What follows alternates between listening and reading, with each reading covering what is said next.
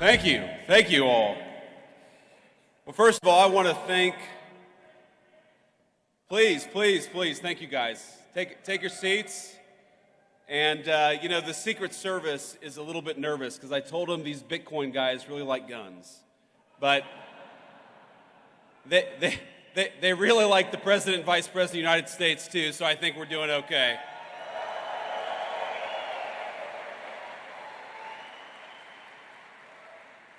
So I first have to thank David Bailey, grateful for everything that you've done for the Bitcoin community. Thanks in particular for what you did for me and the President, helping us get from candidacy to the White House, because we've done, I think, a lot of good in the past 120 days, and I don't think we could have done it without David's support.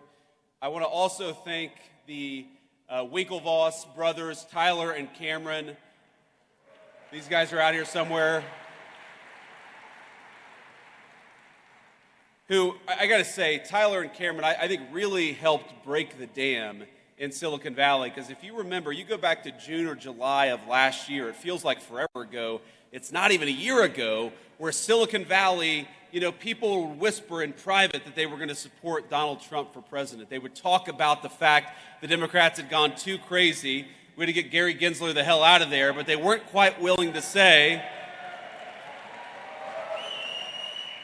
But they weren't quite willing to say, at least not publicly, that they were going to take the big step and support Donald J. Trump.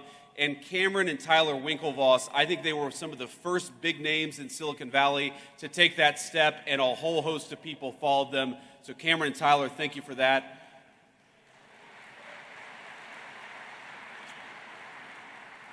And of course, I want to thank the good people at Coinbase, the organizers of this event, and everybody who made this incredible event possible. It's great to be here with Bitcoin at 108,000, at least when I checked this morning, and as Vice President of the United States. It's great to be here.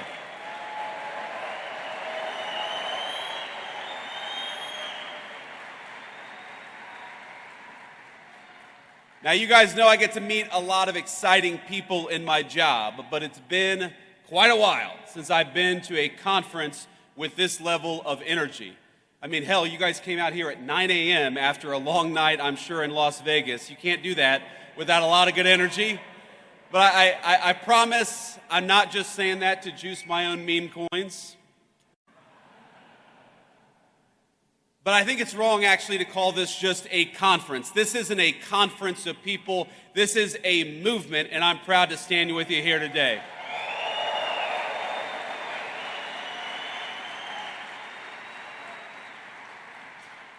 And I think this conference, this movement of people, is where the future of cryptocurrency in this great country gets decided.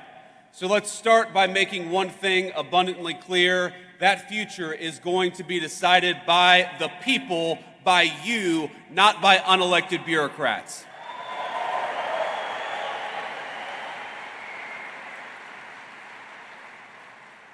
Now, as you all probably know, you've got a star-studded lineup here today, including several of my colleagues in the Trump administration.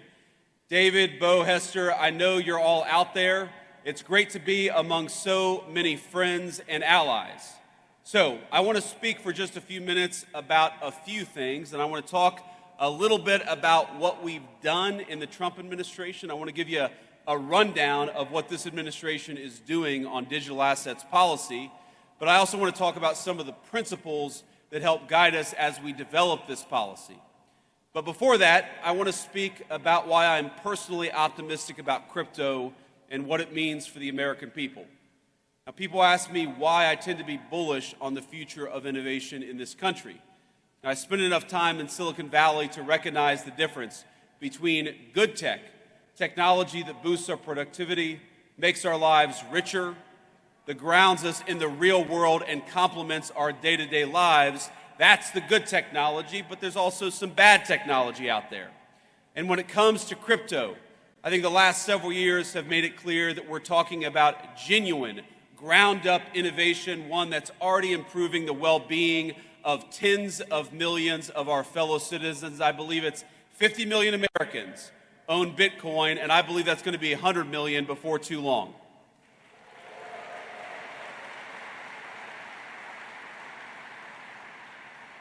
But it's not just about Bitcoin and about the value that's been generated, the wealth that's been generated by so many millions of our fellow citizens. Through decentralized finance, crypto has transformed how Americans transact with one another. It's expanded access to banking for many who may not otherwise have had it. And every single day, I feel like I see some groundbreaking new use of blockchain tech, whether it's in supply chain management, whether it's in hospitals, or whether it's in changing how we track and store patients' private health records. But for each of these new forward-looking applications, I also feel like there's an incredibly conservative element to crypto technology, and that's as a hedge. Crypto is a hedge against bad policymaking from Washington, no matter what party is in control. It's a hedge against skyrocketing inflation, which has eroded the savings rate of Americans over the last 4 years.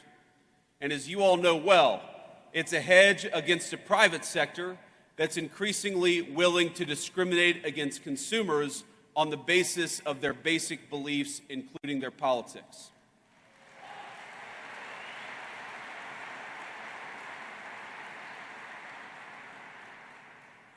That includes, of course, debanking users for Second Amendment advocacy or for ties to the first Trump administration.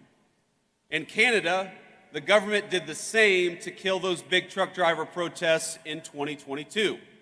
Less than a week later, they succeeded. The protests were over.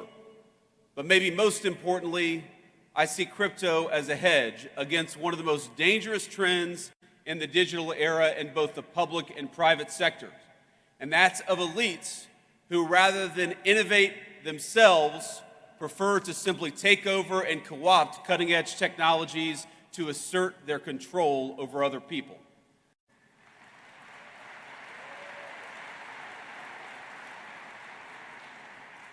And I know we believe this in this room. That's not Bitcoin. It'll never be Bitcoin, and you guys are going to make sure that happens.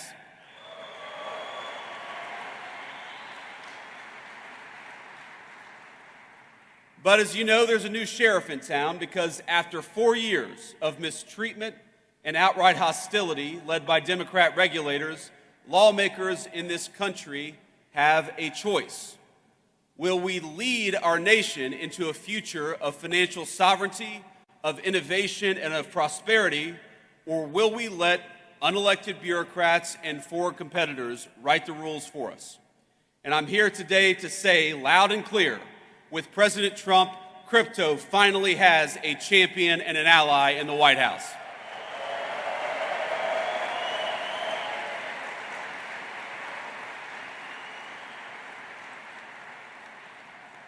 In our administration, we understand the full potential of the digital assets industry, not just as an investment, not just as a flashy technology, but as a symbol and driver of personal liberty for all our citizens. And we are dedicated to seeing that promise fulfilled. The way that we see it, the people in this room are the digital pioneers of the American economy. And that's why our administration is doing something a little unusual in Washington. We're listening to all of you as you blaze the trail of innovation. The innovators in this room are making people's lives better. You're pushing boundaries and solving problems, injecting unprecedented transparency into how we do commerce. And the way we see it, you all deserve a similar level of transparency and clarity. And most of all, you deserve respect and support from your government, not bureaucrats trying to tear you down.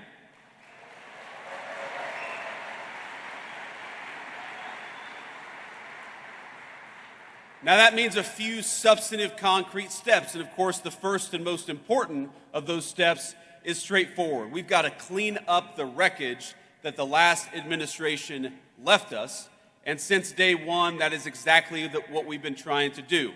Our administration, we prioritize eliminating the rules, the red tape, and the lawfare that we saw aimed at crypto by our predecessors. We're ending the weaponization of federal regulations against this community.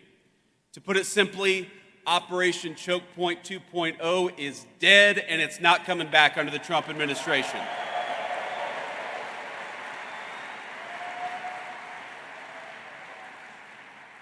And by the way, it's crazy that was ever even controversial, the idea of using the regulatory power of the government to crush an industry and to crush people who espoused a view that you didn't like. It's crazy, but let my words today serve as Operation Choke Point. Let me serve as its obituary. Now this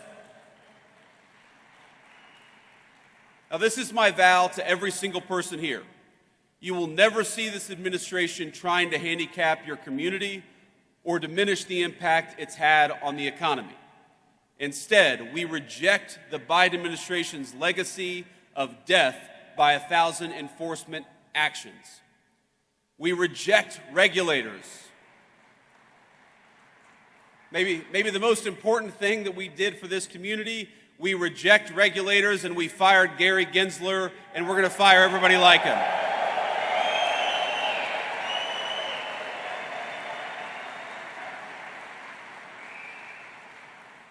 And we know that people like Gary Gensler, the game that they played is that under the pretense of consumer protection, they attacked every single effort to democratize our financial markets, and that is over. America. I grew up in a working class family. I believe that America is a place where anyone should be able to make a fortune, no matter where you grew up, what degree you may or may not have.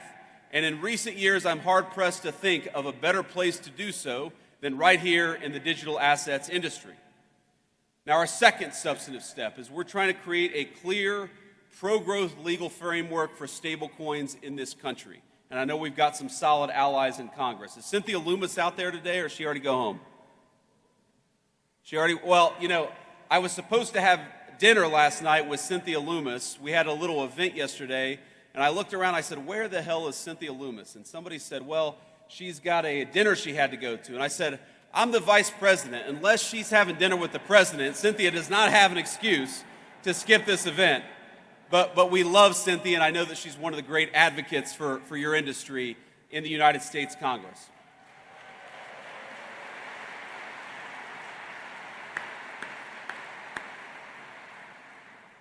Now, I know, led by Cynthia and other great legislators, Congress is hard at work getting the Genius Act passed and across the president's desk as quickly as possible. And that's an important step. It's with good reason, because regulatory uncertainty in this country has pushed way too much stablecoin activity overseas over the last few years. Now, somebody said to me yesterday that Bitcoin has done so much over the last few years with so many headwinds. Wouldn't it be nice to have a government that provided some tailwinds to one of the fastest growing industries in our country? And that's what we aim to do.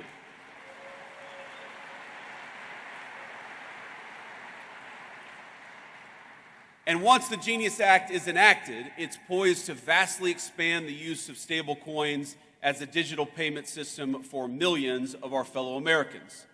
It will also protect coin holders and inject further transparency into the market. And let me be emphatic on one other point. In this administration, we do not think that stablecoins threaten the integrity of the United States dollar. Quite the opposite.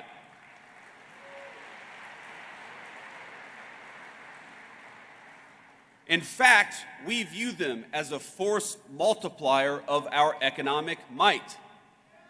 Dollar-pegged stablecoins, particularly once Genius is enacted, is only going to help the American economy, and it's only going to help the American dollar. So, again, we're optimistic that the Senate is able to move quickly on passing a clean Genius Act, and for the House to follow up and do the same. And of course, once that happens, our great President Trump will sign it into law the minute it comes across his desk. Now, when that's happened, when the administration will then fully shift to our third priority, which is to enact a transparent and tailored regulatory framework for digital assets, one that's pro-innovation and fully incorporates crypto into the mainstream economy. And again, I've talked to so many of you over the last couple of days, and the consistent fear that I hear with all the great things that have happened over the last couple of months, the consistent fear that I hear is that there's still this perception that digital assets are not welcome in the mainstream economy, and let me promise you that our effort to change the policy is purely about changing that.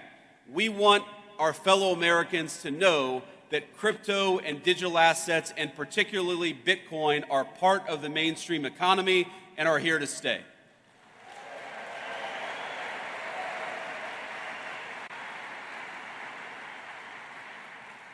Now, we think the way to do that legislatively, because again, I hope that our party is in charge for a long time, but nothing is ever guaranteed in politics. So the best way to ensure that crypto is part of the mainstream economy is through a market structure bill that champions and doesn't restrict the extraordinary value that Bitcoin and other digital assets represent. Right now, in this Congress and with this administration, we have a once-in-a-generation opportunity to unleash innovation and use it to improve the lives of countless American citizens. But if we fail to create regulatory clarity now, we risk chasing this $3 trillion industry offshore in search of a friendlier jurisdiction, and President Trump is going to fight to make sure that does not happen.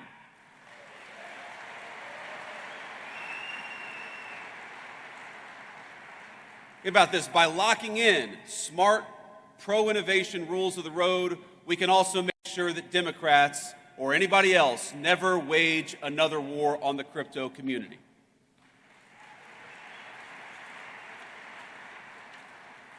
Now, I've already hit my time here, but before I head back to Washington, let me offer you just a few bits of advice and a few thoughts on where this industry is going. This is one politician's perspective, so take it for what it's worth. Maybe a little bit less than one Bitcoin right now. But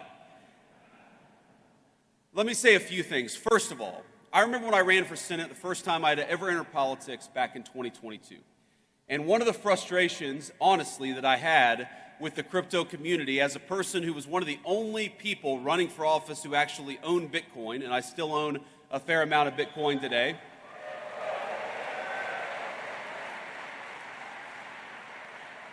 Think about this. This is during that campaign. That's 2021 and 2022. This feels like an eternity ago, but it was only 4 years ago, is that I recognize what so many advocates of Bitcoin recognize, which is what the Biden administration was doing, what Gary Gensler was doing was a disaster, and yet there didn't seem to be any real organization pushing back against it at the political level. And let me say that part of the reason that I'm standing here, part of the reason that Bernie Moreno defeated Sherrod Brown in the Senate campaign last year is because you guys got organized and got involved in American politics, and I'm grateful to you for that. But there's a lesson to take from that experience, which is that unless you guys get involved in politics, politics is going to ignore this industry. Now, you took a big step in 2024, and I'll tell you, every victory that we win, it's only a provisional victory. You know, one of my great mentors in Silicon Valley always told me that, Bitcoin, that the crypto community was about exit and artificial intelligence was about voice. Well, I know that a lot of people in 2024 in this community chose voice. You chose to speak up and you chose to get involved, and I believe you changed the direct trajectory of our country because of it. But you got to keep on choosing voice. Bitcoin, of course, people call it digital gold. But while Bitcoin is digital, none of you are. None of us are. What happens in the world of politics, what happens in the world of bureaucracy, it will affect even the most transformational and valuable technologies if we don't make the right decisions. So the first piece of advice, the first thing that I'd ask you is to take the momentum of your political involvement in 2024 and carry it forward to 2026 and beyond. Don't ignore politics, because I guarantee you, my friends, politics is not going to ignore this community, not now and not in the future.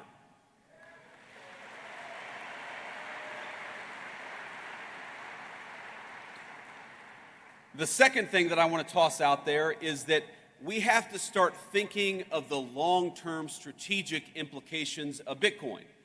Bitcoin is owned by about 50 million Americans. A lot of Americans have made a lot of money have created a lot of wealth for themselves, and that's a great thing.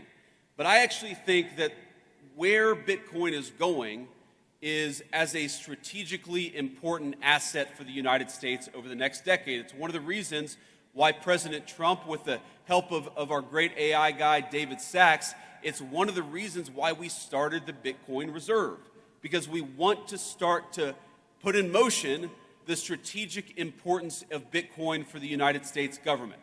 We know that the PRC doesn't like Bitcoin. The People's Republic of China doesn't like Bitcoin. Well, we should be asking ourselves, why is that?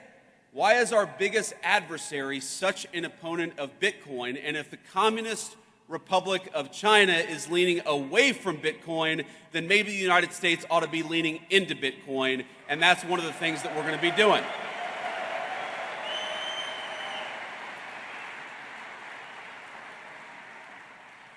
But that's not a vice president standing up here and talking at you. The way that Bitcoin is involved in the strategic future of our country, that's got to be a two-way conversation.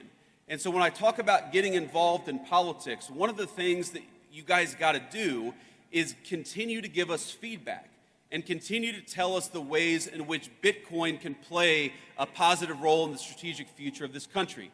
I know the Bitcoin Policy Institute is working on this very topic now, but all of you have got to be involved in this conversation, because I don't think any of us want to wake up in a country 10 years from now that is less wealthy and less prosperous because we made bad decisions today. We're going to make the right decisions, but that depends on you guys being part of the conversation. So be part of that conversation. And here's the third thought that I want to leave you with. You know, one of the ways you hear this stated is that crypto is fundamentally a conservative or right-leaning technology, and artificial intelligence is fundamentally a left-leaning or a communist technology.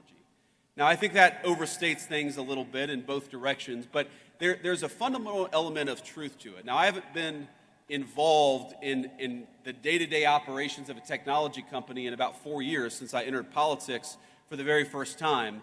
But what I've noticed is that very smart right-wing people in tech tend to be attracted to Bitcoin and crypto, and very smart left-leaning people in tech tend to be more attracted to AI. Again, that's a gross generalization, it's an overstatement, but there's an element of truth to it.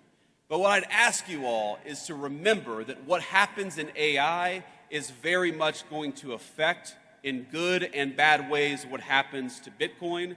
And of course, what happens to Bitcoin is very much going to affect what happens in AI. So, while this is certainly a Bitcoin conference, and I know we're all proud of what you guys have accomplished over the last 10 years, my final piece of advice is to make sure you're keeping tabs on and staying involved in what's happening with artificial intelligence, because I don't want Bitcoin to be negatively affected by what happens in AI, and most importantly, I don't want America to be negatively affected by what happens in AI. And the best way to ensure that smart people are at the AI conversation is to ensure that Bitcoin is part of the artificial intelligence conversation. Our administration is committed to it. I want you guys to be committed to it as well.